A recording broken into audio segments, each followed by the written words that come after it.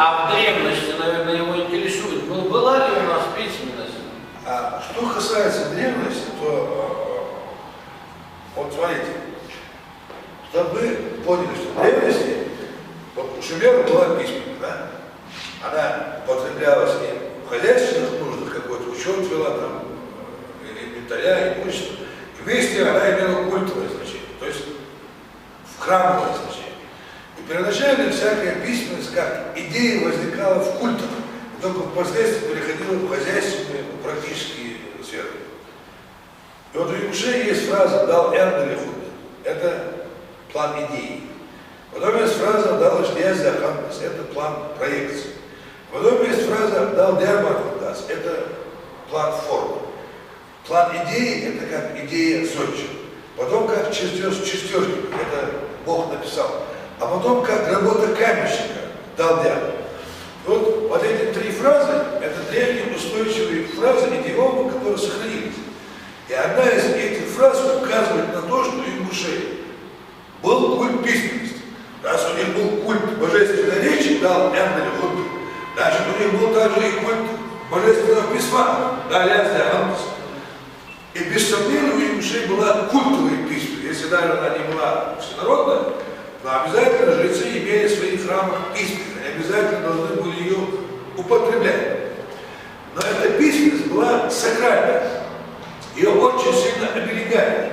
Я вот могу для экскурса, чтобы это стало яснее, привести один пример. Мы уже, правда, много говорим, но и все.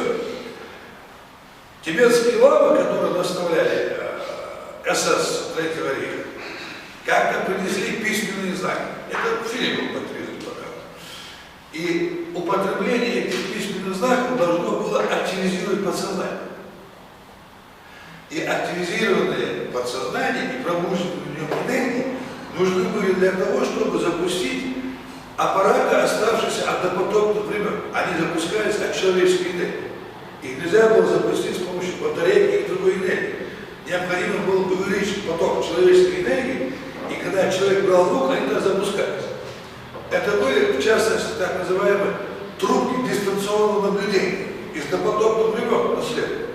И когда эта энергия запускалась, человек брал и мог в любое место в пространстве наблюдать, без всякого проводника в роли космического спутника. Немецкие офицеры с этим не справились. Тогда взяли детей, у которых развито образное мышление, они овладели употреблением этих знаков, развили эту энергетику, и трубки стали работать от их энергии. Это один из образов, один из фрагментов, который вам даст понять то, что я вам сейчас скажу. У Ингушей была сакральная письменность, но ее употребление активизировало подсознательные энергии разума, и поэтому к ней не давали доступ. И более того, с помощью этой письменности, активизируя подсознательные энергии разума, совершались невероятные чудеса. Дело в том, что знаки этой письменности были архетипы.